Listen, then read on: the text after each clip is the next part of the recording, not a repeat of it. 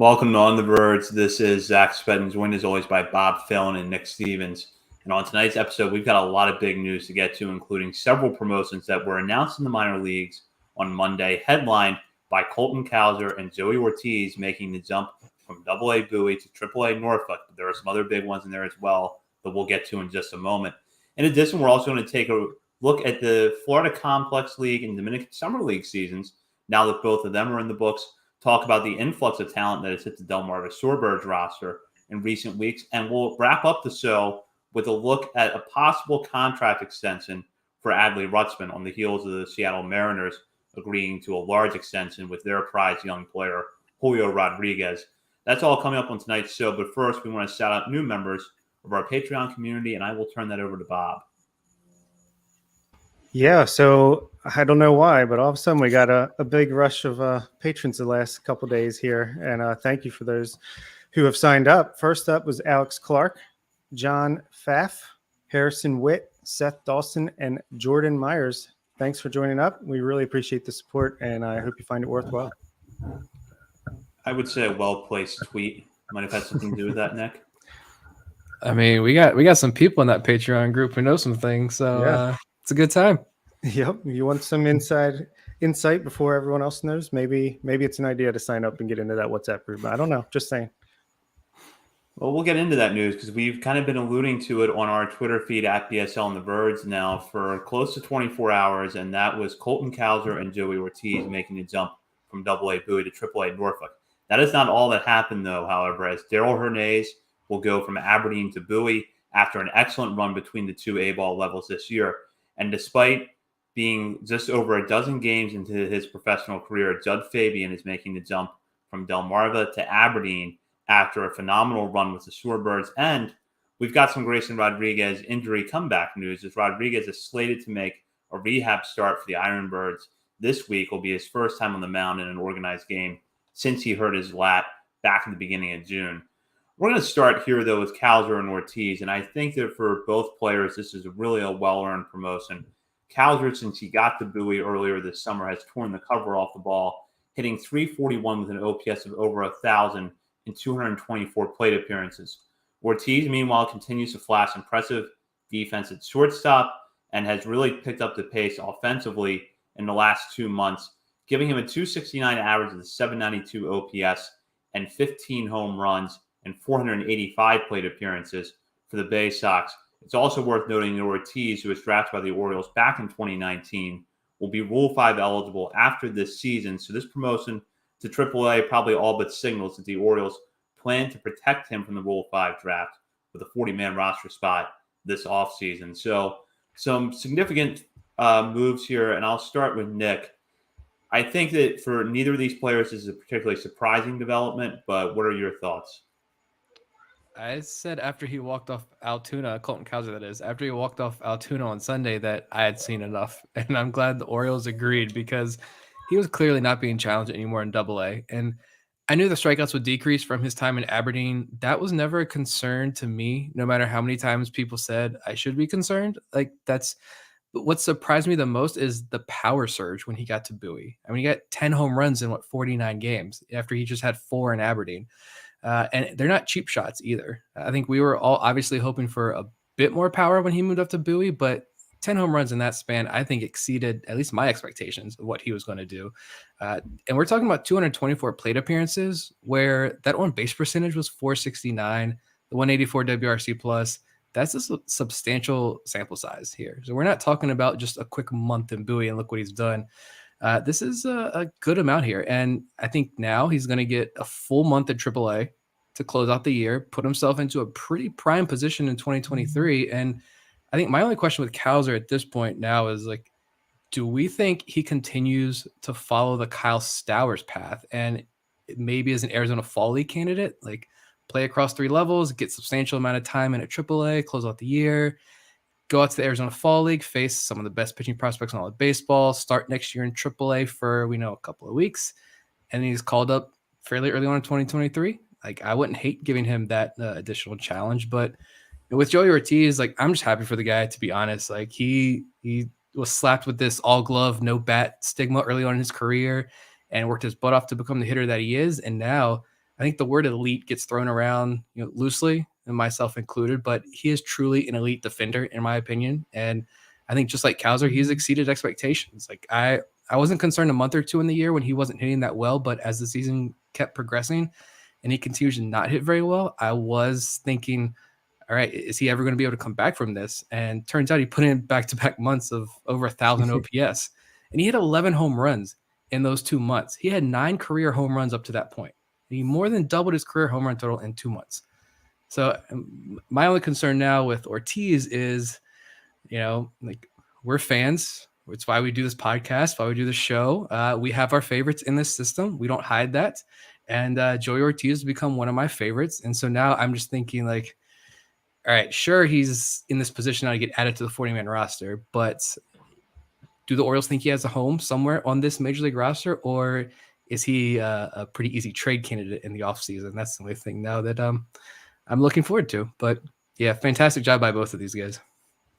Yeah, I'll go back to Cowser first. I think that game-winning home run was like 108 off the bat, 440 feet to dead center field, something like that. And yeah, who knew he would have that kind of power potential? I guess the Orioles did when they drafted him. But if you look at the difference between when he was in high A to when he got up to double A, it doesn't really look like there's much. His walk rate's basically identical. 16.2 in high A, 16.1 at double A, dropped his strikeout rate by 3%, obviously spiked his power.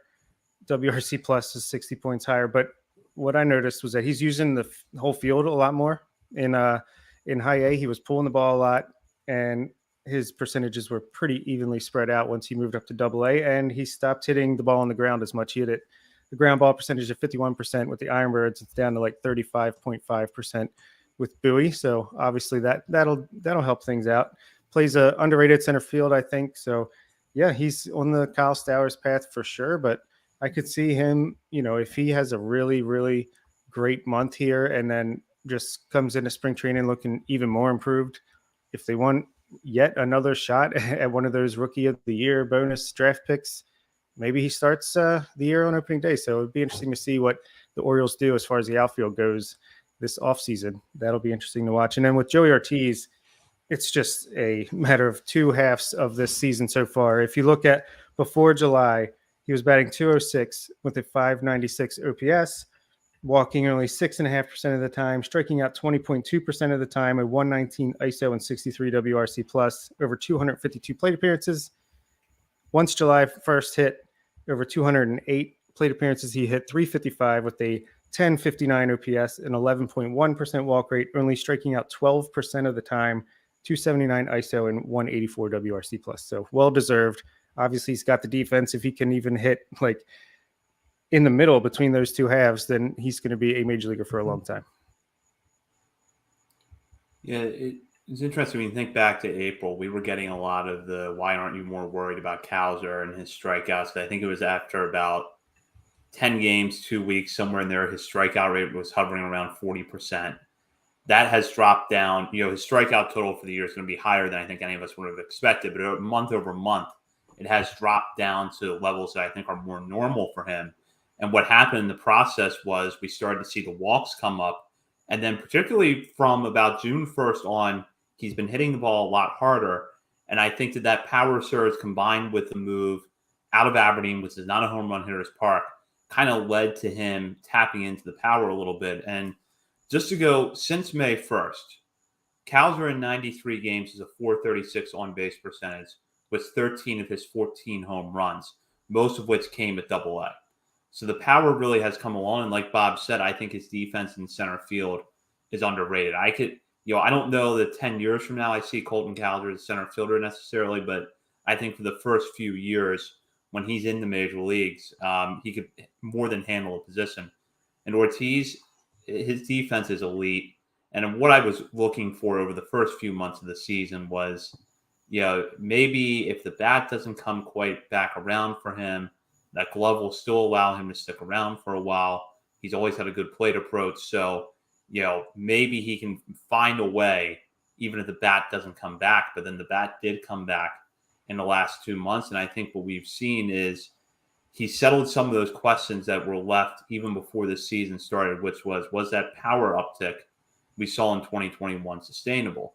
And I think that just what happened was that it took him a few months to get comfortable. John Mioli wrote a great piece about Ortiz a few weeks ago in his newsletter, and it kind of shone a light for me on how far behind Ortiz was. Or I don't want to say how far behind, but how long of a road back it was for him with that injury.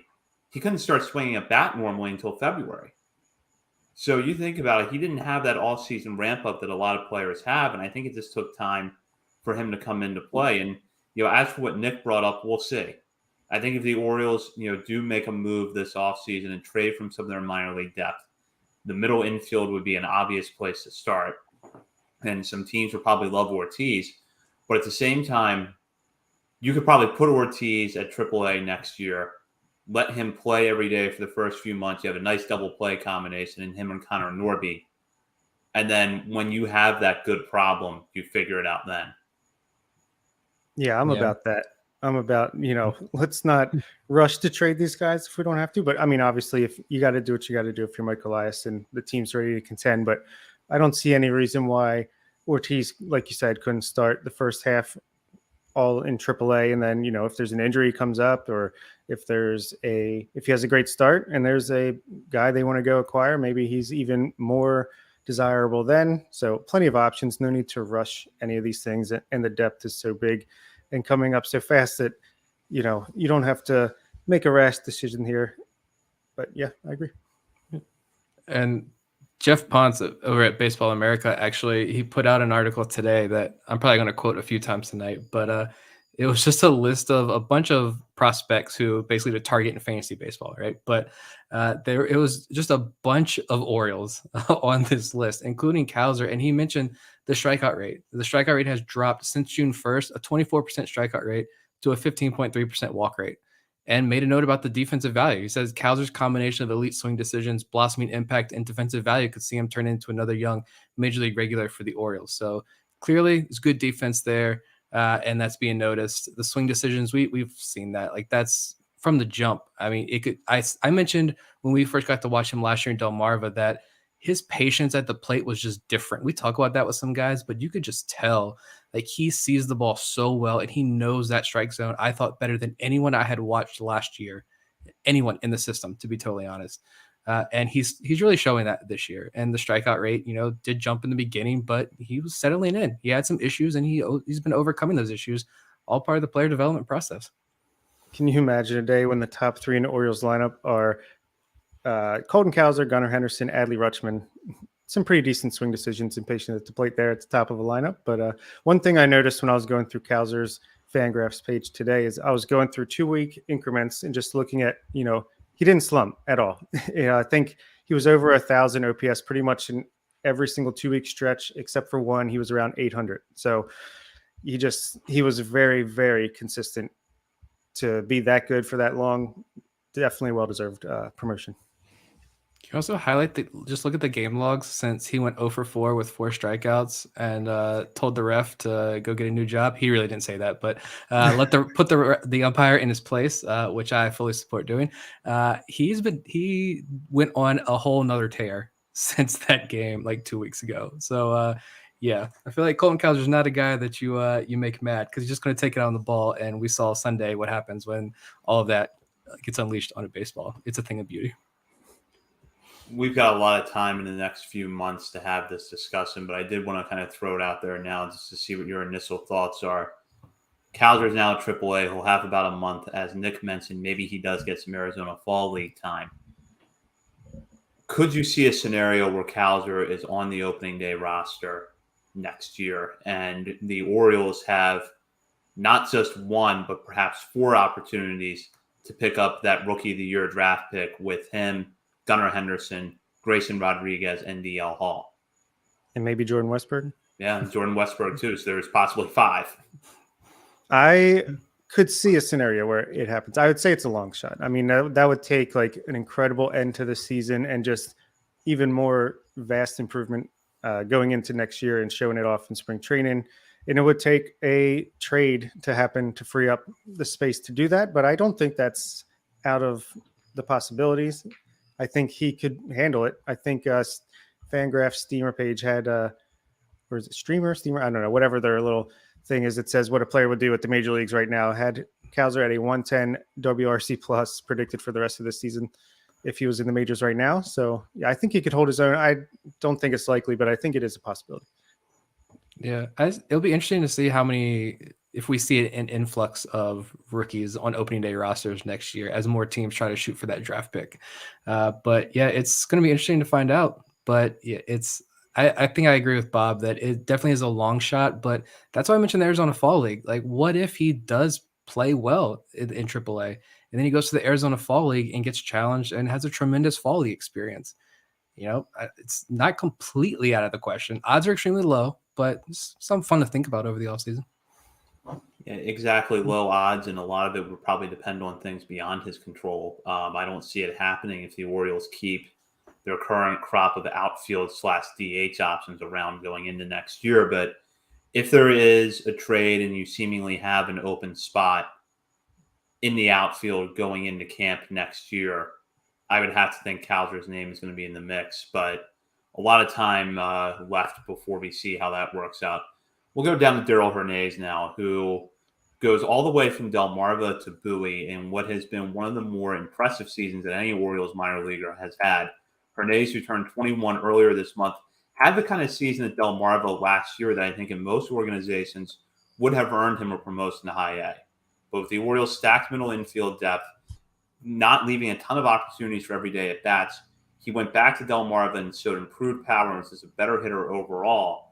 And after 32 games there, made the jump to Aberdeen, where he managed to be even better, batting .305 and .832 OPS, 5 homers in 60 games, all the while stealing 22 bases in 25 attempts, bringing his total in the season to 31 and 34 attempts.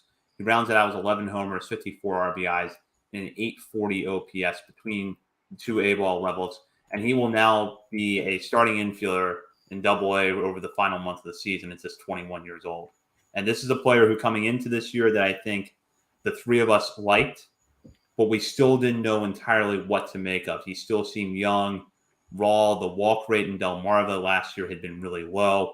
So there were some question marks with him, but he has made tremendous strides this season.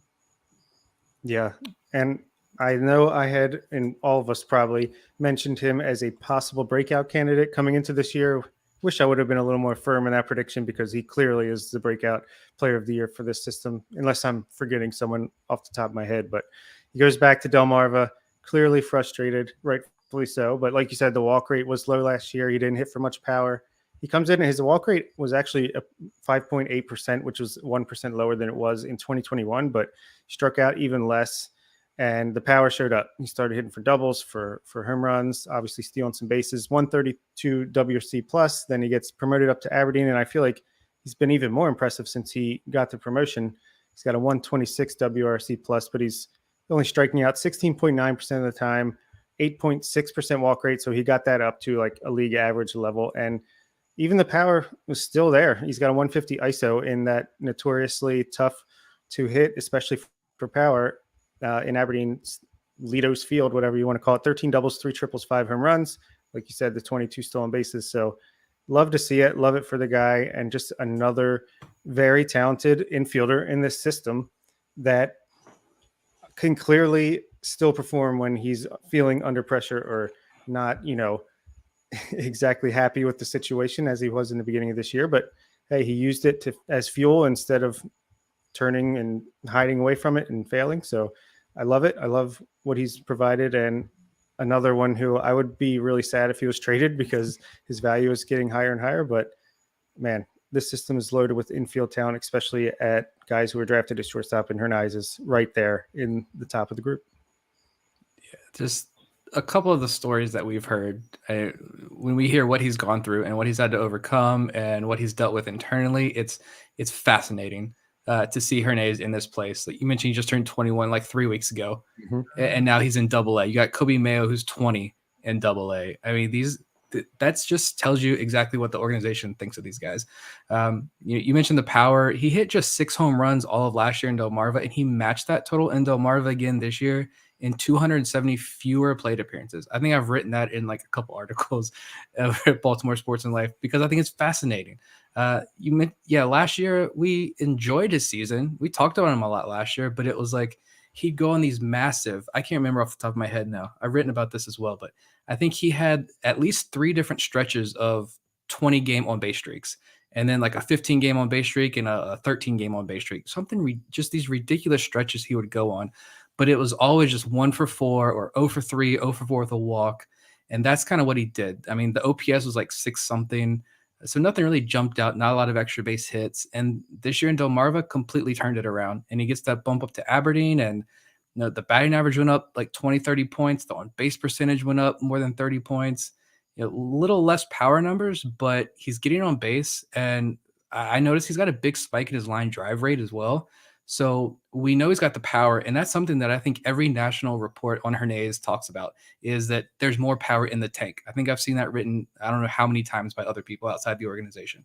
So if he's hitting more line drives, making better contact, and he can get more lift on that ball, and now he's joining Bowie, and we've seen what Norby, Mayo, and Kalzer have done. Imagine what Darryl Hernandez could do over this last month. And was Bowie got like a month and a half left of the season. So yeah, and I think, like, I was thinking back when I started this whole journey, 5-6 years ago, Hernandez was probably easily top 10 prospect, closer to top 5 prospect in this system he'd be pushing. And now he's barely a top 5 shortstop prospect in this system. And that's not a shout out at him at all. That's just the growth of this system. We should mention, too, what Sam Zelnick had talked about when he was on this show a few months ago about what a leader Hernandez was in the clubhouse during his time in Delmarva. And for a 20-year-old player to kind of take on a leadership role is really impressive. So you combine that now with what he's doing production-wise, and I think that he's boosted his stock about as much as any prospect in the system this year. Yeah, for sure. And gosh, I forgot what I was going to say. I was going to say that he still has even more room to fill out and to get stronger and develop more of that power, like Nick was talking about. So I don't think we've seen the last of the breakout. I think it's going to continue into next year, and he might be a guy that is a top 5, top 10 prospect in the system at some point next year. Yeah. This also leads me, when we're pointing about Hernandez, it's more about Aberdeen. Because I love Roberto Mercado's tweets every time someone from Aberdeen gets promoted, where they take the selfies. I imagine it's after they tell them the news. And it's hate to see you go, but love to watch you leave. And then their selfies together. Those are my favorite tweets every week, because it seems like every week there's someone from Aberdeen getting that bump to Bowie. And like, Aberdeen is just a factory this year. We dunk on Aberdeen's broadcast, and it's so frustrating. Yeah, it's rightfully so, because look at the talent that is coming out of Aberdeen, and the guys who are coming into Aberdeen, and we're like, all right, they're good, they're intriguing, but there's questions about this, there's questions about that. And then you get to Aberdeen, and it's like, whoa, who is this guy? I mean, how many times has that happened this year? And it's frustrating because, we always can't watch them closely, but man, just shout out to this Aberdeen staff as well. That's a phenomenal story that I wish more people would dive into. These guys, these coaching staff that they have in place there. Move on now to the player that is making the jump to Aberdeen, and that is Judd Fabian, the 67th overall pick in this year's draft out of Florida by the Orioles. He came in and was on a tear immediately after being drafted, and through his first 14 professional games, has an OPS of over 1,300 between Delmarva and the FCL. 10 of those 14 games came at Delmarva. He has a total of 13 extra base hits in that span, including 3 homers. Fabian, just to give some background, is a guy who had always sort of shown a high ceiling during his time in Florida, but there were questions about the strikeout rate and his contact. This year at Florida, the walk rate did come up a little bit, and he had a bit of a rebound year after slumping in 2021. The Orioles were reportedly interested in him in 2021, but the Boston Red Sox drafted him before the Orioles had a chance to take him with a later pick in that draft. Had their chance to get him this year and took him.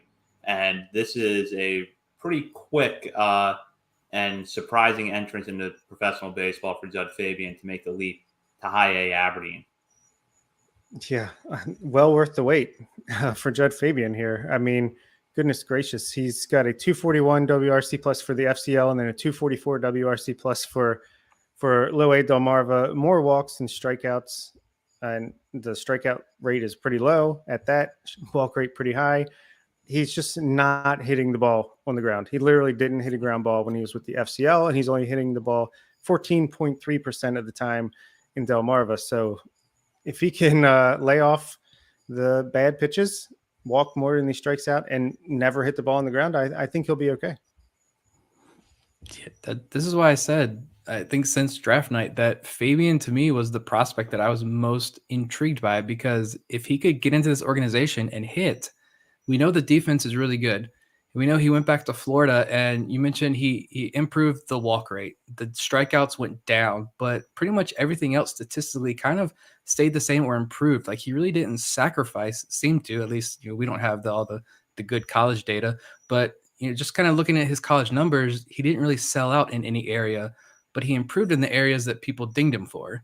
And he still only hit 239 that last year at Florida, and I think that was my biggest concern. How much is he going to be able to hit when he gets into this organization? And he's hitting over 400 since he joined. And that's against rookie ball pitching and low A pitching, but now he's getting challenged early on in Aberdeen. I did not see this coming. We saw Colton Cowser and guys just mash for the rest of the season in Delmarva, put up video game numbers, and the Orioles were comfortable keeping them there. Clearly, Fabian's ready. I think this is a guy who is not going to spend a lot of time in the minor leagues if everything continues to go right. We'll see. Right now, he's got more walks and strikeouts, but you could not ask for a better start for Jud Fabian. This is an unbelievable pick. I almost feel bad because it cost him like $1 million, but his loss, our gain, and now we're all winning here. It's all good. He'll make it up for it when we sign him to an extension in 4 years or so. I hope he brings that up. Like, remember that? Yeah. Yeah, he has, I think, I'm not surprised that he hit low A pitching well, but you watch his at-bats, he was hitting the ball hard every time up, and he was putting together a good at-bats. It wasn't like he was getting a bunch of first pitch fastballs. He was putting together good at-bats and really, taking advantage of mistakes when he got him, hitting tough pitches and really driving the ball. So he looks good at the plate, and the defense in center field is really good. And that's one thing I've always liked about Fabian, is that it seems like he is the kind of guy you could, pencil him in right now in center field in the major leagues eventually. It's just a matter of how the bat is going to play at the higher levels. I think he's always going to hit for power, but will the improvements he's shown with the walk rate going back to the start of this season at Florida continue to show themselves, and will he be able to further cut back on the strikeouts, hit for average a little bit more? Those are the things you have to watch, but getting to high A at this early in his career is a big achievement, and he'll have a few weeks of regular season ball left, plus the playoffs. So opportunities for him to have extended at-bats before the season ends. Yeah, I didn't think about that. Aberdeen is qualified for the championship series, so he gets a few more games as well. And this kid just mashes. I would not be shocked if the Aberdeen effect does not affect him, to be completely honest. I want to see that, because if he starts hitting home runs immediately down in Aberdeen, I'm going to get even more excited, which is going to be hard to do after watching him these first couple of weeks. Yeah, I'm going to the Ironbirds game on Wednesday, taking the kids. I wish it was Thursday with Grayson starting, as I'm sure we'll talk about. But yeah, I'm going to get to see Judd and our friend Freddie Ben Cosme. I got Luis Valdez. It's going to be fun. It's going to be different than when I went earlier in the season, but all just as much fun, just the same. And Fabian's kind of like comparable to Joey Ortiz in that he can just rely on that his defense is so good that it's almost a high enough floor that he should at least make it to AAA, and a guy that could step in with if needed as an injury replacement or something like that. But if he's going to hit, then just makes the value all that much more. We'll talk about Grayson Rodriguez for a moment. He, as I mentioned at the top of the show, working his way back from a lat injury that seemingly came right before he was going to be promoted to the major leagues. We've kind of speculated before about whether that outing where he got hurt was supposed to be his last at AAA level. We'll probably never know, but now Rodriguez is on the road back. He's slated to make a rehab appearance in Aberdeen on Thursday night. Just kind of curious of the timing here. We're coming down in the last few weeks of the season, but you do have about a month left at AAA and a little more than a month in the major leagues. The Orioles continue to make the push for the wild card spot. Where do you guys see Rodriguez's ceiling being this year in terms of level? I'll start with Nick on this one. I mean, it's tough because we don't know, how severe the injury was. We don't have any specifics, about this injury. But, I mean, seeing as it's August 29th, you've got a month left of the season, a little over a month in the Major League season. I personally just don't know if I see him making his big league debut this year. Like, unless he hits Aberdeen and then he gets an outing in Bowie and then maybe one outing in Norfolk, he probably does that route. And I haven't looked at the schedules to see if like it's home, and that would, like we were doing earlier with somebody in that situation. But if that's the case, like maybe I could see that, and if he's feeling good, but I don't know, that just scares me. I just think, like, why not just slow played in Aberdeen, slow played in Bowie for a start, and then get a couple more outings in Norfolk. They run through the end of September, and then you can immediately send him to the Arizona Fall League as well, where he can get more innings. I would be much more comfortable with that, to be honest. How much really is he going to give you in the major leagues this year? Like, do you really want to, if this team is like there, like we're in the final week of the season and it is 1 game, 2 games are separating the Orioles from a playoff spot, I could see the urge and why a lot of people, I'm sure many Orioles fans, would be clamoring for Grayson Rodriguez to be in that situation, even if it's in a bullpen role. But like Vivek's comment there, I agree with that 100%. Like, you got to look forward to 2023. This is a guy who can be 100% healthy and ready to go on the opening day roster, maybe even pitching opening day next year. I don't want to risk that. That's how I'm viewing this. Are we going to get a tweet from Mercado on Friday? Picture of Grayson. Hate to see you leave.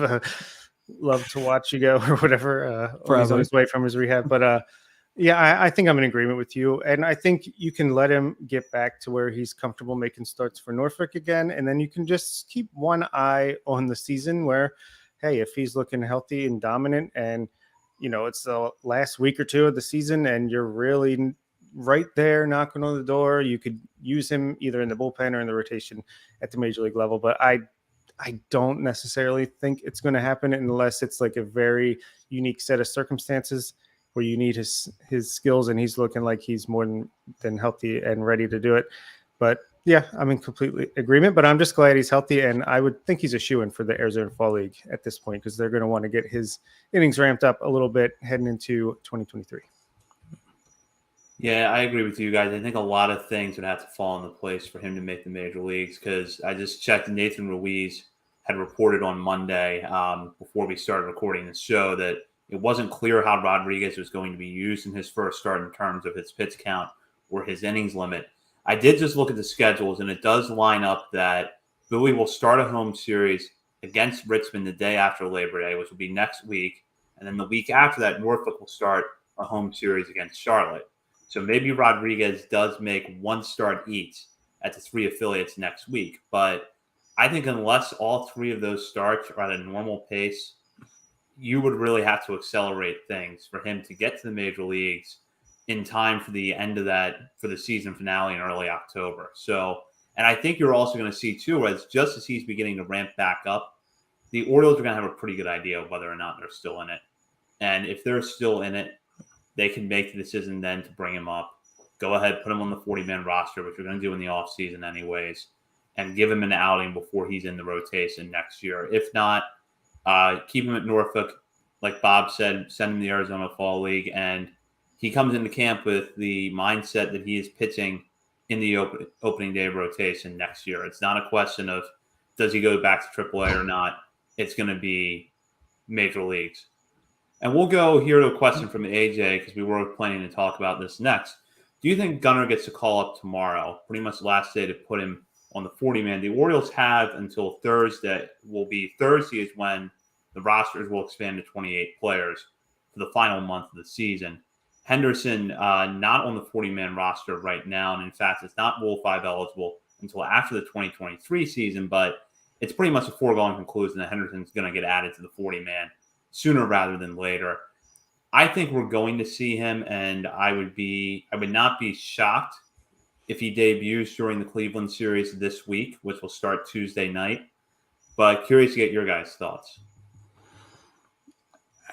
I think the promotions today kind of signal that this is happening soon. I mean, I know it's when even Orioles beat reporters are getting duped twice now in their guesses as to when Gunner's coming up. Literally, no one knows when Gunner's coming up.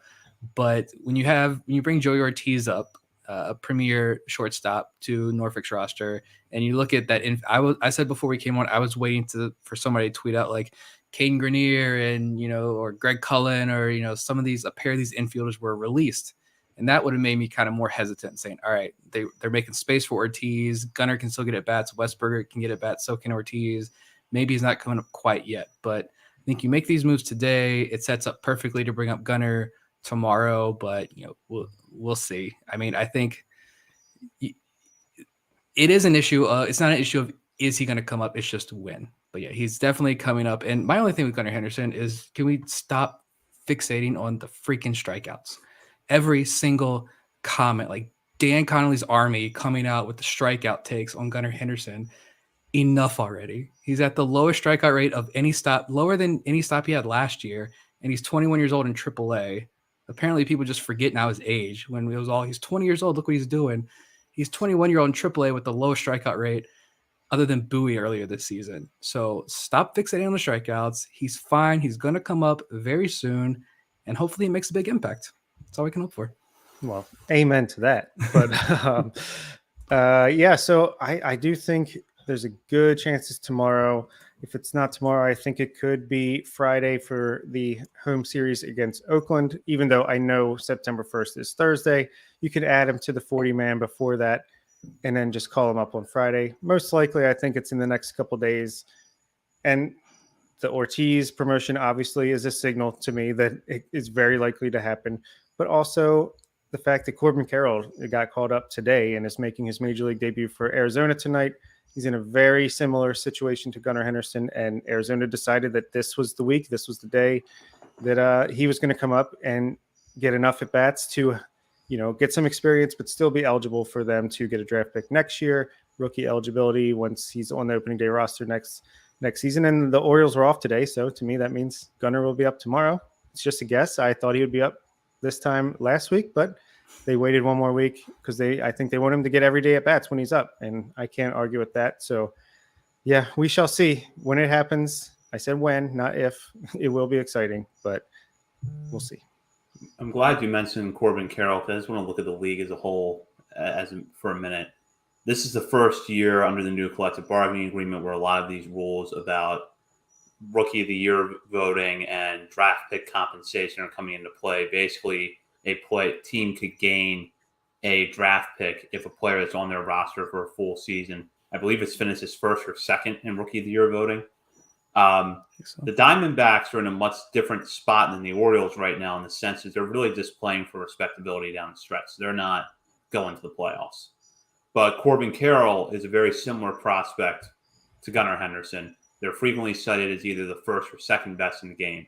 And he would be a front runner for National League Rookie of the Year next year when the predictions start coming out. So do you think that this is just going to be the trend in baseball going forward where top prospects, rather than maybe not debuting until the following spring, do get that tune-up in September with the idea of being on the opening day roster the following year so teams can gain draft picks, especially because the draft doesn't offer the guarantees it used to now that you have the draft lottery in place.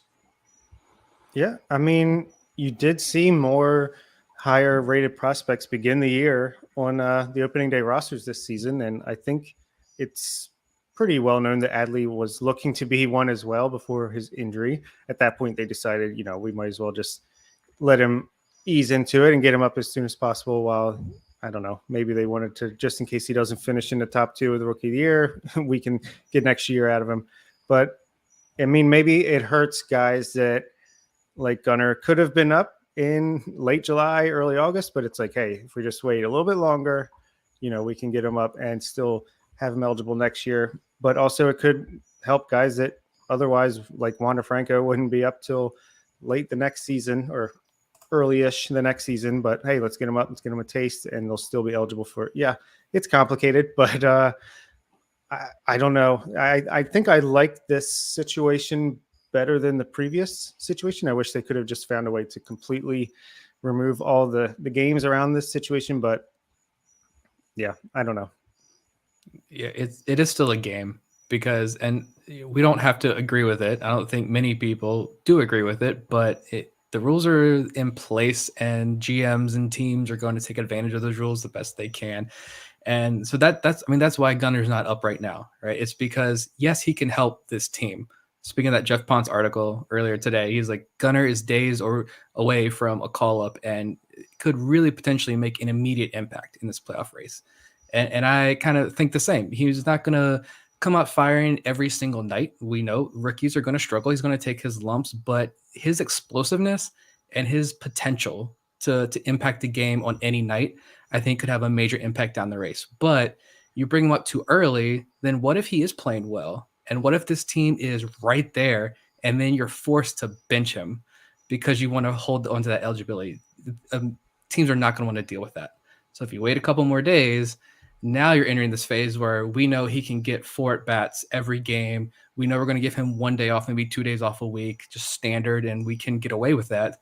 But if you would have to bench him that last week when you've got to beat this team and win this game, and he's hitting 350 and just homered in back-to-back games, the outrage would be unbelievable, and rightfully so. Yeah, and actually, I do think the rule is now, I think it was going to be if you were first place in Rookie of the Year, you got a amateur draft pick, and if you were second or third, you would get an extra international draft pick. But since they didn't agree to an international draft, I'm not sure what happens to those other two. But yeah, it's so complicated. Move on now to recapping quickly the FCL and Dominican Summer League seasons for the Orioles farm system. There were 2 teams in the Dominican Summer League this year, DSL Orioles Orange, who finished 26 and 34, while DSL Orioles Black finished the season 23 and 34. And across the 2 teams, you saw kind of an interesting mix of players that have been added to the system, particularly over the last year or two, as the Orioles became more active in the international market. So looking at DSL Orioles Orange, that was players like Edwin Amparo, Gene Mata, both of whom put together pretty solid seasons. And DSL Orioles Black also featured a pretty strong crop of players, including Leandro Arias, Aaron Estrada, who looks like the possible Frederick Ben Cosme breakout of 2023 after a season where he batted .368 with an OPS of over 1,000 in 45 games. Young switch hitter, 17 years old. We have seen video of him. He's actually one of the few players we've had video of the Dominican Summer League, and it looks like he's got a pretty nice stroke at the plate, especially from the left side. Braylon Tavera, the prize acquisition, the Orioles international free agent class this past year, 411 on base percentage as a 17-year-old. So this is kind of an interesting mix of players here. We know that a lot of them are far away from the major leagues if they ever get there, but I will start with DSL. And Bob, what stood out to you down there this season? A lot, kind of. I think this was the most successful international season since, we got back into that market. Just a lot of guys that even if their numbers aren't overwhelming, you can see clear signs of just talent. Like Tavera, he only batted .243 with the 730 OPS, but like you said, he walked 36 times, had on base over 400. Leandro Arias only had a 650 OPS, but he walked a bunch, stole 10 bases, showed flashes. Aaron Estrada, the breakout. Edwin Amparo ended so strong that, man, if the season would have kept going, he might have, got his numbers up to a pretty decent place. Raylan Ramos, I barely knew his name coming into the season. Obviously, we talked about him a little bit on our show with Kobe Perez, but he batted .288 with the 769 OPS. And Christian Benavidez came out of nowhere, batted .295 with the 786 OPS. Gene Mata was great down the stretch. Alfredo Velasquez, a name to watch. Ellis Cuevas, Luis de la Cruz. So offensively, I feel like there was a bunch of guys where, maybe not the top of the market international dollars that were like the headlines around January or February, but it's a bunch of guys that are worth keeping an eye on. They had good walk rates, good strikeout rates. So that's really what I'm looking at when it comes to offensive players into DSL, is the walk and strikeout rates, and maybe a little bit if they have some early developing power. Thomas Sosa, a guy we were high on, didn't have the best season, 201 batting average with 596 OPS, but he's still very young, obviously, and has plenty of room to grow. And the pitching was there's like a list of 15, 20 guys that had great numbers. Obviously, don't know what to make of it exactly, but guys that like Jose Ramirez struck out 73 batters in 52 innings. Luis De Leon struck out 45 and 28. A bunch of those guys that just clearly have good stuff. Don't know if they'll be able to harness it, but that's what next year is going to be about. Yeah, this is tough because we just kind of have to do what I think we always talk about we hate doing, and that's box score, stat line scouting here. But we've gotten some bits and pieces of info on some of these guys that have been really awesome, and I wish we would have had an authoritative voice on the show today to talk about these guys, but hopefully sometime in the near future. But like for me, guys that really stood out, and Bob mentioned this, I'm looking first thing I look at is walk strikeouts when I'm talking about hitters. And we've had, I think Kobe Perez and Matt Blood have both said on the show, like that's what you want to look at here. If you're looking at numbers in this area, that's just something really important to look at. It's a good indicator of, do I pay attention to this guy or are they really struggling? As a 17-year-old on the DSL, if you're striking out 50% of the time, it's not going to improve that much. But, Leandro Arias, you guys mentioned, we've heard some crazy batted ball data, like some insane exit velos, and not just for a 17-year-old, but just across the board, insane exit velos. So it's clear why he's high on some prospect lists. Braylon Tavera, the on-base percentage was awesome to see, that 411 on-base percentage. I can't get super excited about Tavera yet. Maybe I just have to see him in the FCL next season, and in my opinion, will change. But for me, the guys that stood out the most were Raylan Ramos for sure, hit 288, 359 on-base percentage. 9 doubles, 2 triples, 2 home runs, just 21 strikeouts in 47 games. He closed out the year with a 354 average in August. I love that. I think I have an autographed card of his over here somewhere. So definitely love that. Gene Mata has been my guy since it was announced. And I think it was only because of the hype video he put out after he signed, but whatever, I'll take it. He backed it up. He had a 403 on base percentage this year, 22 walks to 24 strikeouts. So fantastic into the season. Benavides, Bob mentioned that name as well, but 17-year-old middle infielder who had a 566 OPS in June, 765 OPS in July, and then a 917 OPS in August.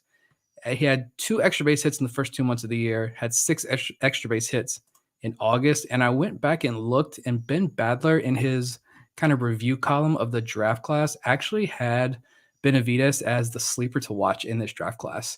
Athletic, plus speed, plus arm, big power for his age, drives ball with impact to right center field, pull side during batting practice.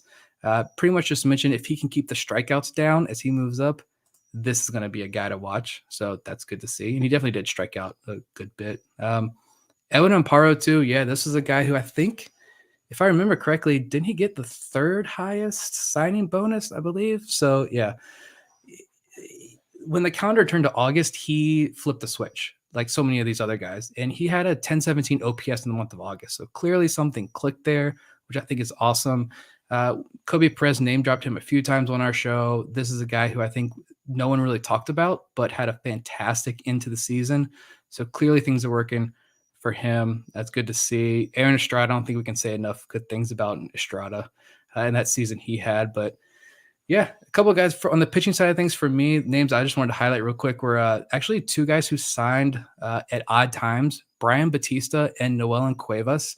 Batista signed in December, so I think that means he must have signed for like that league minimum that doesn't count against your pool, but 18 years old, 6'3", struck out 48 guys, walked just 10.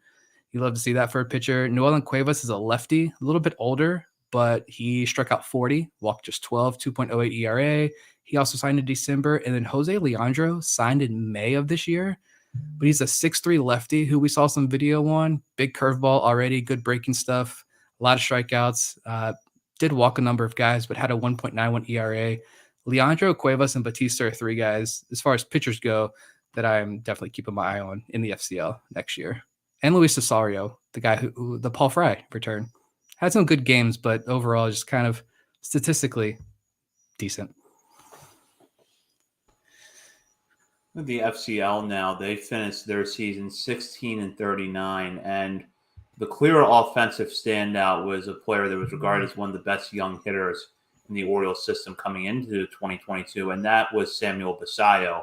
As a 17-year-old, Basayo belted 6 homers with a 279 average and a 774 OPS. And you have to wonder, if not for the number of hitters competing for at-bats in Delmarva right now, and Creed Willems being the Shorebirds' everyday catcher who's just coming into his own at the plate, which we'll talk about in a minute, if Basayo would be in Delmarva right now. We had a lot of players come and make short and positive but very short impressions before going to Delmarva, like Frederick Ben Cosme was there. And there were a few prospects where you look at the stat line and you see a mixed bag. Michael Hernandez, I think, struggled a little bit more with contact than anyone would have expected. The same with Kevin Guerrero. In Hernandez's case, though, he did pick up the pace with a good month of August, and reports on his defense are pretty strong. Davey Cruz has been one of the best breakout stories of this season, was strong during his time in the FCL, striking out 17 batters in 13 innings of work across 3 starts. So those are a few of the standouts. I'll turn it over to Bob here, though, just to see what his thoughts on this team were. You know, it was really disappointing on the pitching front for me. A couple guys that I was with, David Cruz, I was excited for him, and he proved to be, you know, worth getting excited about. But a couple other guys who I was excited to see this year, Cesar Alvarez and Anthony Murillo. Alvarez only pitched 4 innings, didn't give up a run, struck out 5, didn't walk anyone, but obviously some kind of injury. Luis Ortiz didn't pitch at all. He had some kind of injury. And Anthony Murillo, he only got in 1 1/3 innings and didn't pitch great, obviously super short sample size, but unfortunate that those arms didn't get a ton of time in, and there weren't really any other breakthrough arms. But the bats, there was definitely some interesting stuff. Like you mentioned, Samuel Basayo, just a freak of nature and a guy who just continues to impress me more and more the more I see of him. Michael Hernandez, sure, disappointing season, but still super young. He's got the tools. He seemed to be kind of turning things around towards the end there. Anderson De Los Santos, I think his numbers weren't great, 242 batting average, 752 OPS. But if you look at his walk strikeout numbers, his BABIP and that kind of stuff, very, very solid stuff. And the videos that Eric Garfield, shout out to him, you know, he's putting out there, he clearly can play solid defense as well. Carlos Rodriguez was a little bit of a breakout. And Angel Tejada, I think, is worth shouting out as well. He had a 786 OPS on the season, and another infielder who, you know, we'll see what happens next year when I get the full season ball. That's when we really start to see what we really have. But this is part of the process, the next step from the DSL. And there were some successes and some disappointments, like Kevin Guerrero, who batted 145 with the 503 OPS, unfortunately. Yeah. I mean, the highlight for me was definitely Basayo. If I could filter this correctly, which I was trying to do earlier, in complex league stats, you know, are a monster here, but Basayo tied for the league lead in home runs, I believe, with 6 as a 17-year-old kid. So he's flexing home run power as a high school junior in pro ball. I think that's huge. But while also he kept that strikeout rate at about 20%.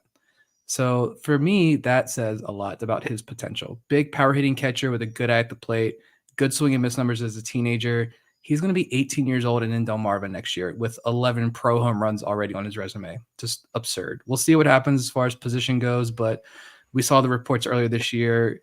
Some of the numbers, I think Kobe Perez mentioned the arm strength numbers. He throws the ball hard down to second base. So for now, he's a catcher. We don't have to worry about him moving off position at this moment. Anderson De Los Santos, I think, was a guy who the numbers don't match the metrics, and he could be a real breakout guy as a 19-year-old in Aberdeen next year. I think you mentioned a Frederick Ben Cosme-esque rise. That could be Anderson De Los Santos for real. To me, I was excited to see guys like Junior Lara. I was anxious to see him break out this year, but really didn't. Kevin Guerrero, Victor Gonzalez, we didn't see much of any of those guys this year. Victor Gonzalez was the player to be named later, and he has to be the savior of the Miguel Castro trade with New York now, since Kevin Smith is on the development list where players go to never be seen again. And Luis Gonzalez, the 2 outfielders, Luis Gonzalez and Steven Acevedo. I got really excited because Gonzalez had a huge month of July after a terrible June, huge July, and then kind of meh August. I hope maybe he has a good fall camp and they put him in Delmarva next year and say, here's your chance. Let's see if you got it. But Steven Acevedo, on the other hand, I think he got demoted back to the FCL like 3 times this year. A 511 OPS when he was with Delmarva and 50 strikeouts and 126 at bats. So And I don't know if we see any more from Steven Acevedo, which is tough because both those guys had a lot of helium last year, but or going into 2020. But Hernandez is a tough one. Yeah, he's got no home runs and a 560 OPS and a bunch of strikeouts and a 191 average in 82 career games. So he is only 18, but we'll see. We'll give him another year and see if he can turn the corner. But pitching, yeah, I agree with Bob. Nothing stood out. As disappointing as that is, even, again, yeah, shout out Eric, the great videos, but videos, the stats, all of that, I didn't see much. Maybe Junior Pena. Yeah, he touched 100 at one point, I think we found out. So that was cool. Yeah. But it happened again. Well, cumulatively, I would say that Juan Rojas stood out, but the bulk of that production was actually with the Twins before he came over in the Jorge Lopez trade. He pitched 30 innings with the Twins, striking out 58 batters. Rojas, by the way, an 18-year-old right-hander, and then was pretty dominant in 8 2/3 innings for the Orioles. Didn't allow a run, struck out 12 batters, walked 5 though. But yeah, he was solid. But we were talking about someone who's not going to turn 19 until January, probably going to be developing that strict reliever profile. So we'll see where things go for him. Before we wrap up with the short season talk and head to Delmarva, anything else either one of you want to add? Yeah, speaking of Frederick Bencosme, I guess because it happened in the middle of the week. Last week, he got promoted to Aberdeen. I don't know if we mentioned that on the show. But and then he went 2 for 5 with a triple in his first game, and he's had 9 at-bats, hasn't struck out once. So we'll see if he solves that puzzle that is the Aberdeen hitting situation. Yeah, congrats to him. I think he's legit. And it's fun to see so many other people get excited about Bencosme. Like, why is he not a top 30 prospect yet? Or all this stuff. It's like, well, that's good. That's a good problem we have. How do we fit Frederick Bencosme into this top 30 list? I'm going to try. It's happening. This guy's legitimate bat-to-ball skills, and the power has started to flash more, I think, as the season has gone along, which is a really good thing. Delmarva was, of course, where Bencosme burst on the scene, and now the Shorebirds have several players who are making positive first impressions after coming out of the system in the 2022 draft. Before today's show, this is actually today's announcement. This was actually where we planned to talk about Judd Fabian a little bit, but he got promoted, so it gives us an opportunity to focus on some other guys. Dylan Beavers has gotten off to a strong start at Delmarva with an OPS of over 1,000 through 51 plate appearances in 10 games. He has stood out. Max Wagner has gotten off to a solid start as well. Silas Ardoin, something of a walk machine, which I don't know that I saw a lot of in his profile. He's only hitting 208 right now through 30 plate appearances, but he has managed to walk 4 times, giving him a 333 on base percentage. Jackson Holiday, of course, is now in Delmarva after making the jump there last week. And so far, he is 2 for 13 in 3 games with the Shorebirds. So kind of a small sample size at this point. But with some of the names I just mentioned, it's clear that this is a much different Shorebirds team than we saw for much of this year, which was a lot of young players the Orioles had signed as international free agents, making their stateside debuts or their full season debuts. Now you have players that have come out of the draft, in a lot of cases from high-level Division I programs, getting a tune-up over the final weeks of the season. And I'll start with Nick here. It does feel like that you're watching a completely different Shorebirds team than the one you would have even seen 3 weeks ago.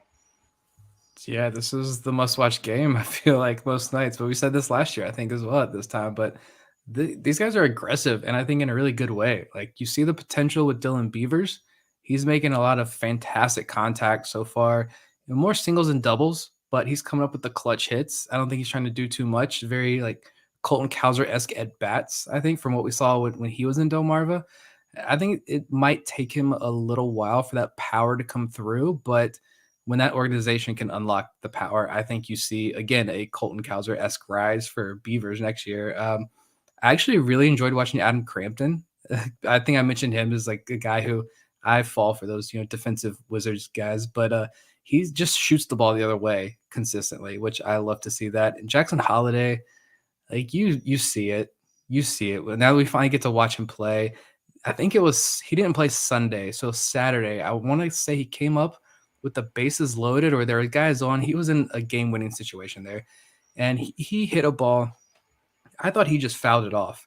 And again, I'm watching on MILB TV. I'm not at the stadium, but I thought he had just fouled it off. And I was like, oh, all right, next pitch. No, this thing fell like 10 feet short of a game-winning walk-off home run.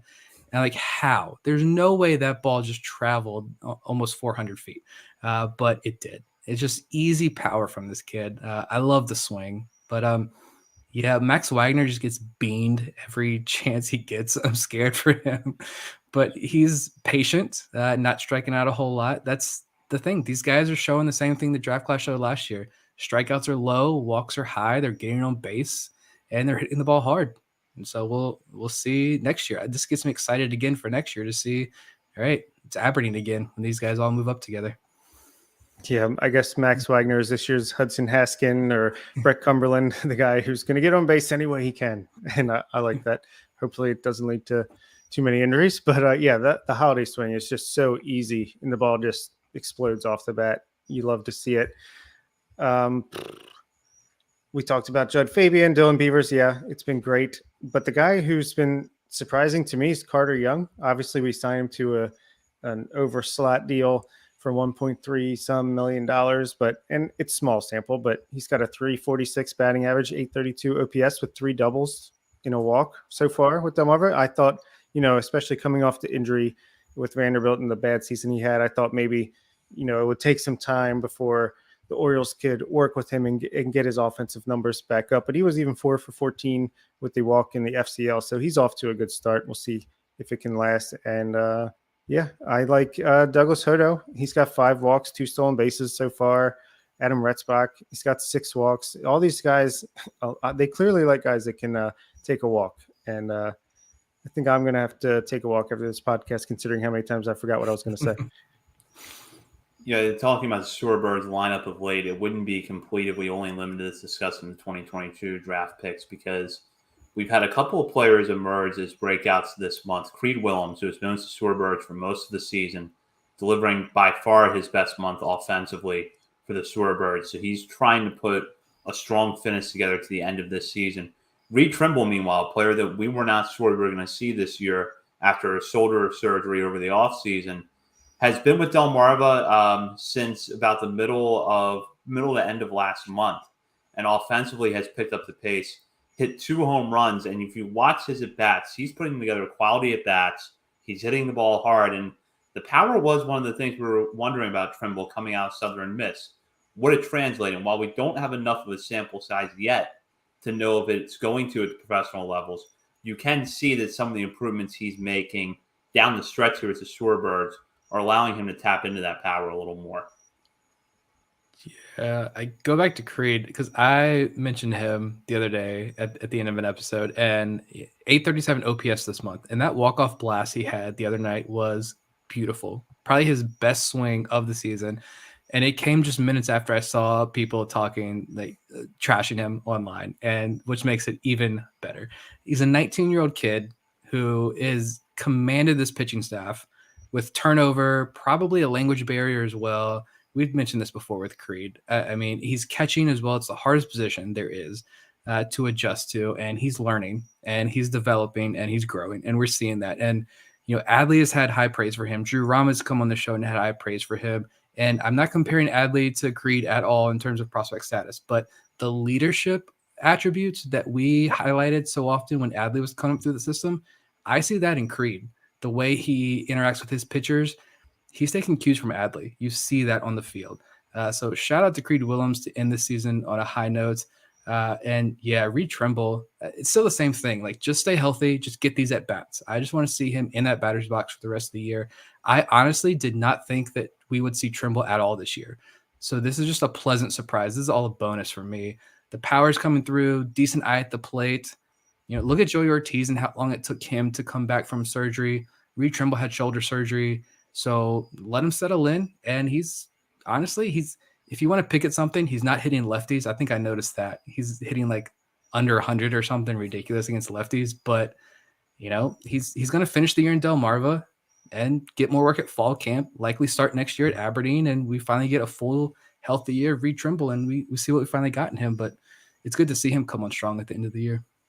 The thing with Creed for me is Yeah, he's bigger, he's out of shape, whatever. I mean, the fact that they let him skip the FCL this year, they put him in Delmarva, and they never demoted him to back to the FCL despite his struggles. That says a lot to me that the organization knows that he can handle the adversity that he's going through in this learning experience of a year, and he's going to be all the better for it next year. So it really annoys me all the comments that people make about him, but we'll see how he comes out next year and looks.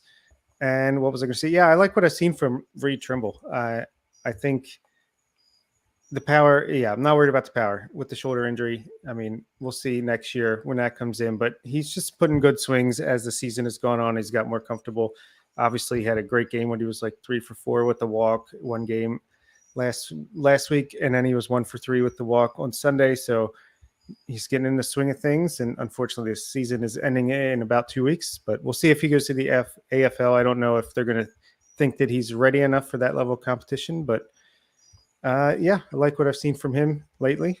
And unfortunately, Anthony Servideo, what's going on with that guy? Struggling even in the FCL when that season ended, and he didn't get the bump up when it did. So unfortunate. Development list. Yeah, that's the biggest disappointment because he was fun to watch on defense last year in Delmarva.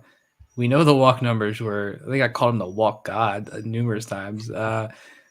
Yeah, it was sports hernia and then a groin injury at the end of the year again. So maybe that's what's keeping him out, the continued issues with the groin injury. But this is a full year pretty much that he's lost after missing 2020, limited 2021. I mean, I don't know. It's looking tough for Anthony Servideo. Yeah, it is. We'll move on, though, and talk about a big story that happened in baseball this week and whether we could see something for the Orioles on the horizon. Julio Rodriguez, one of the leading contenders alongside Adley Rutschman for American League Rookie of the Year, agreed to a massive contract extension that could run well into the next decade with the Mariners. It's a very complex deal, and I don't have 45 minutes to get into every intricacy of it. So I'll just give you some of the simple details.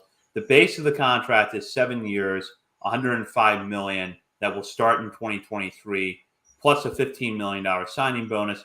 After that, though, the Mariners could pick up club options based on where Rodriguez's performance in AL award, MVP award voting, how that goes out over the next few years.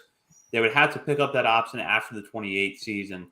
And the deal could end up running, if all options are exercised, could end up running through the 2039 season and be valued at over $470 million or at $470 million. So this is a massive contract that I don't think we have quite seen in baseball history. So a lot to unpack, but where this comes back to the Orioles is Adley Rutschman. Right there with Rodriguez neck and neck for Rookie of the Year award. And Rutschman has been a guy that, going back to when he pretty much entered the system, the question was, when the time came, would the Orioles pull the trigger on an extension? We've talked about on this show before, but we feel like on the heels of the Rodriguez extension, it's worth revisiting. And it feels like those conversations, if they're going to take place, are going to start sooner rather than later.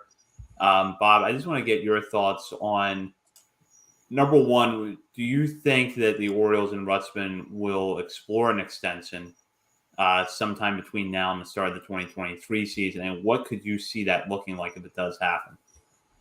I do think at least the Orioles are going to explore it. I don't know if Adley's up for it or not. We'll see. But, I mean, let's get it done. Sooner the better.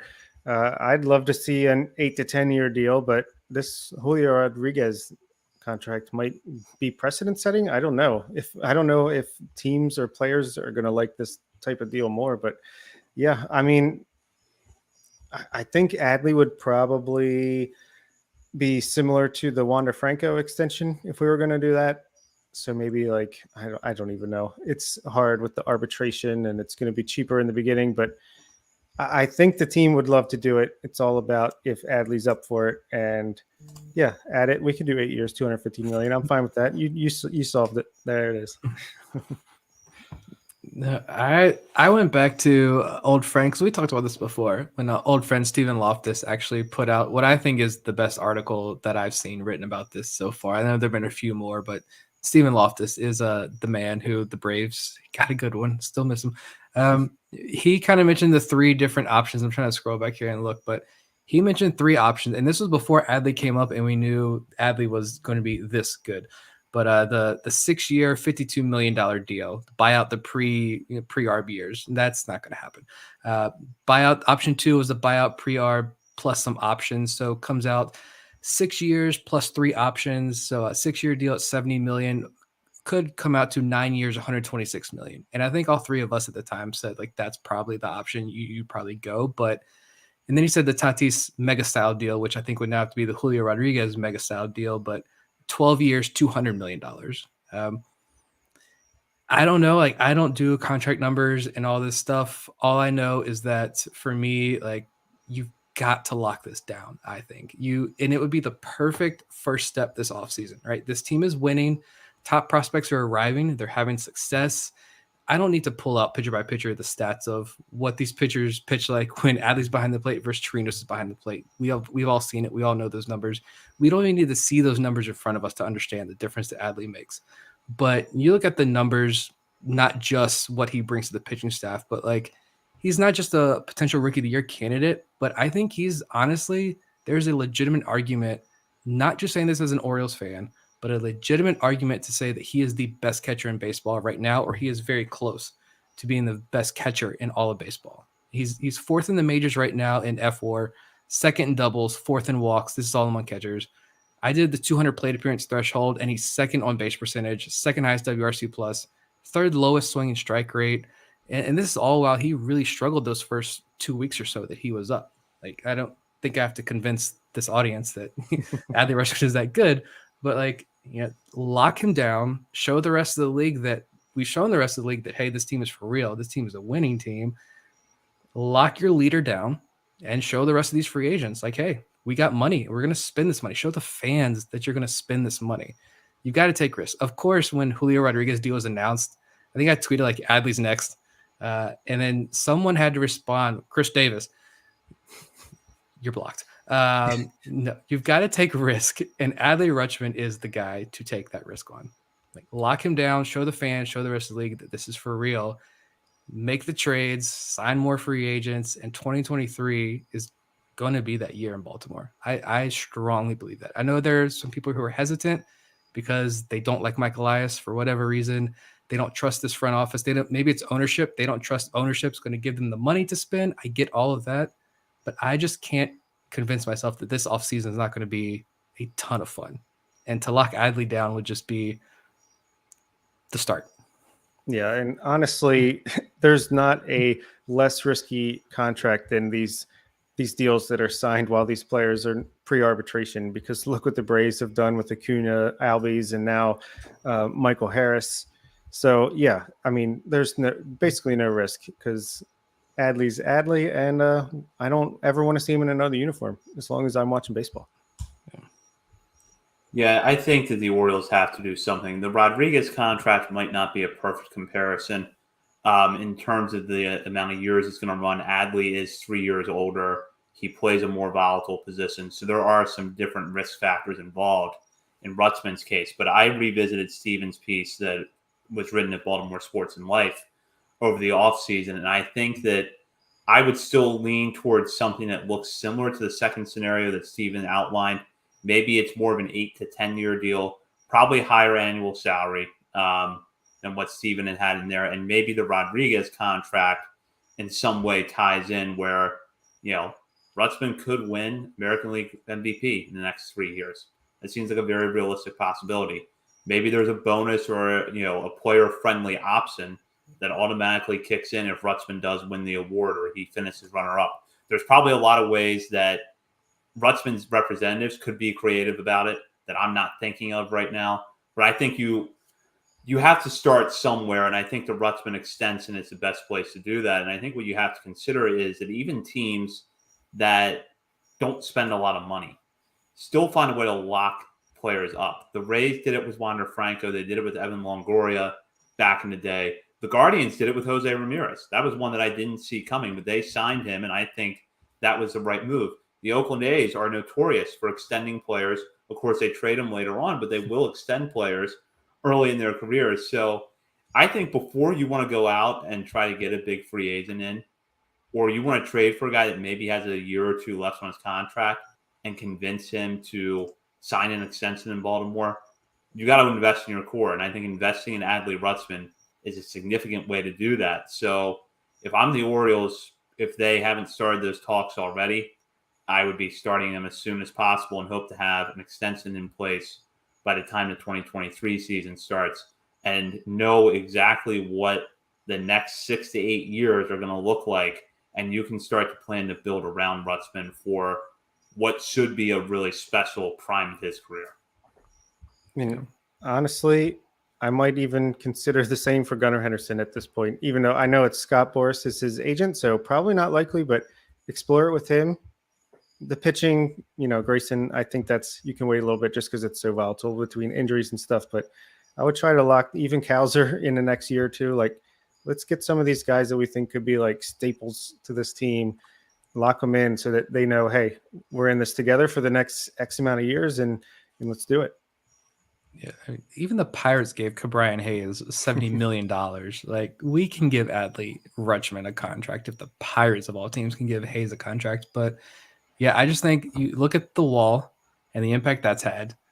Just the overall rise of this team this year. If you can go out into free agency and say, yeah, this is our guy who's behind the plate and he's locked down for the next 8 to 10 to 12 years. Even just 8 years. He's locked down for the next 8 years. This is the ballpark you're pitching at now. These are the guys who are coming through the system. You can't tell me that pitchers aren't going to want to come to Baltimore to pitch. I mean, this is the beginning, and you've got to lock this down in the beginning, because if you let Rutschman go, I feel like between the Machado deal, Lamar Jackson issue going on right now, take that shot at Ravens fans while I can. I'm not a Ravens fan, so I'm just going to take that shot. I feel like Orioles fans and Baltimore area fans are, we're scarred, but don't make this mistake with Adley Rutschman. That's all I got to say. And regarding the ownership aspect of this, which I know is complicated because we don't have the same assurances that John Angelos is going to run things the way Peter Angelos did. And on almost every single issue, we hope that John Angelos is not run the team the same way Peter Angelos did. But with Peter Angelos, there actually was a line of contract extensions before players hit free agency. Brian Roberts got one that didn't really work out, but it was a popular move at the time. Mike Messina got one, unfortunately didn't end his career in Baltimore. Same can be said for Adam Jones and Nick Markakis, but there is a precedence in Baltimore for these kind of extensions and for the most part having them work out under Angelos. So I don't really see any reason to believe that there is going to be hesitancy from ownership unless there are things that are much different now that haven't become clear to us yet. I mean, we got this deal. Who was that deal? Was it not Fanatics? Whoever this deal is now. Use your Fanatics, your sports book money that's coming in. Let's reinvest that into a little catcher behind the plate. Exactly. The money is there. And this is a perfect way as well. You raise the payroll. Michael Elias said, we're going to be raising the payroll, right? Or something along those lines. You don't even necessarily have to. I've seen some people say this as well. You don't necessarily have to go out and throw a ton of money in free agency. Just lock your guys down. That payroll is going to climb, and the rest will take care of itself. It's just do it. We're sponsored by Nike now. And I'll just throw this out there before we move on from this. I'd rather have the Orioles extend some key players and go out and give Trey Turner Marcus Simeon's contract. So, but again, topic for another episode altogether. We'll wrap up now with our usual final segment, which is our players outside the top 30 and some of the things they've done lately, whether it's been a good game, a good week, maybe just something interesting we're noticing with their performance trends. And I'm going to start with Nick, who has a couple of interesting players at the highest level of the minor leagues. Yeah, I went AAA. I'll go with pitching first, but I went Yanier Cano, acquired in the Jorge Lopez deal, but he pitched 2 innings last week, 1 hit, no runs, no walks, 2 strikeouts. Since he got rocked on August 7th, he's pitched 6 1/3 innings and he's allowed just 1 earned run. For whatever reason, here's a bold prediction early on for next year. I think Cano makes an impact in next year's bullpen. Whatever it is, I love the changeup. I love just all the pieces he has. If this organization can unlock something with him, I think they have. He's not going to become a Felix Bautista or anything like that, but I think he can become a usable bullpen piece next year for sure. And King Grenier was the hitter. I feel like this is the last chance we're going to have to talk about King Grenier, but the injuries are piling, or not his. That's something else. Never mind. What is his numbers? Grenier. Last week, 4 for 9, a triple, a home run, 4 walks, 3 strikeouts. He's played all 4 infield positions this year. He's played left field, getting on base at 344 clip. But I want to bring him up and say, I know we have a lot of fans out there who love Caden Grenier. Do either of you see any path whatsoever for him in this organization? Or is this pretty much it for him? Maybe he'll catch on somewhere else. In this organization, it's gotten a lot more difficult because I thought early in the year his path to the majors was Orioles maybe not having a lot of luck at shortstop and going with the shorthand on defense to kind of help stabilize things down the stretch. But then Jorge Mateo's breakout came along. That wasn't an issue anymore. And now you've got Gunnar Henderson, Jordan Westberg, Joey Ortiz all at the majors or AAA, with Jackson Holiday probably going to be moving pretty quickly in the next 2 years. So, yeah, the path is getting narrower for Caden Grenier with this organization. So I understand why some people are fans, the defense especially. It's Mason McCoy Redux. Nice to have in AAA, but I don't know if it ever happens with this team. I could see him making a major league debut somewhere, but not with the O's. Yeah. Speaking of, shout out to Mason McCoy. I see him on the Twitter timeline all the time. The guy makes defensive highlights every night, but good job, Mason. Yeah, I'll go with my guys next. I went with Trendon Craig. If it wasn't for the lack of power, I think he would be looking a lot more impressive. And I'm surprised it's not there, but he's got to start to lift the ball more. I think the raw power is in there, but over the last 2 weeks, he's batting .325 with a .772 OPS. 372 on base, only 400 slugging, 113 WRC plus, but he's been hitting the ball pretty good, just not for much power. So want to see that climb up. And then my pitcher is going to be Peter Van Loon, who I feel like, was the hot name for a couple months there, and then he kind of just fell off the radar a little bit. But in the month of August, he had only 4 starts, but a 2.81 ERA over how many innings was it? 16 innings with 13 strikeouts, did walk 8. So that's a little bit high, but no home runs allowed. And I still think he's a big guy with some big stuff that could make some noise next year. I'm sticking entirely in Delmarva this week, and I'll go with one of their more recent additions, and that is Douglas Hodo, an outfielder drafted in the 6th round out of Texas in this year's draft by the Orioles. He's gotten in 3 games so far as the Shorebirds, stolen 2 bases, impressively has walked 5 times against 4 strikeouts. And while he's only 2 for 10 in that span, with Judd Fabian getting promoted, that's another opportunity for him to probably get everyday at bats somewhere in the Shorebirds outfield for the rest of the season. So with more consistent playing time, I'm intrigued to see what he does. And the reports on his defense out of Texas are very positive, and those are backed by a lot of highlight reel catches that you can find online. And then pitching wise, I'm going to go with Ryan Long, who has been one of the Shorebirds' best pitchers over the month of August. 11 innings pitched. He has yet to allow a run while allowing just 5 hits with 17 strikeouts against 1 walk. Long has kind of been a stabilizing force for the Shorebirds this year. 67 innings, 71 strikeouts, a 2.82 ERA. So it's good to see him finishing the year on a high note, and hopefully he's able to work his way in the conversation for Aberdeen's rotation next year. Long, by the way, a 17th rounder out of last year's draft out of Sonoma College, and is making his full season debut this year. No runs over his last 20 innings, which is a fantastic run. 2 walks, 22 strikeouts over his last 17. And even in the last start, he's pulling some Johnny Cueto-esque moves out there on the mound with the shimmies and the shakes and the disrupting time. And so He's getting cocky out there on the mound, and I love it. I love everything he's doing out there. Shout out to Ryan Long. He's been unbelievable since he came off the IL. Also, shout out to Trace Bright, who did pretty good in short stint in the FCL, and he has like 3 scoreless innings with 4 strikeouts, I think, with Delmarva. So off to a good start for a bright future ahead for Trace Bright. Well, that does it for this week. So we will be back next week with some of the latest Orioles minor league news. And a quick note, we will be airing on Tuesday night next week. There's obviously a holiday on Monday, but then the Orioles also have a doubleheader against Toronto that is going to be pretty pivotal to their wild card chances. So we'll be on the air Tuesday night when there's just one game to compete with and not a holiday. In the meantime, check out BaltimoreSportsAndLife.com for all the latest coverage on the Orioles, the Ravens, and college sports. Be sure to join the message board and engage in discussion with fellow readers of the site as well as contributors. And follow us on Twitter at BSL and the Verge for all the news and highlights throughout the week. We'll be back next Tuesday. In the meantime, for Bob Phelan and Nick Stevens, this is Zach Spedden you've been listening to on The Verge.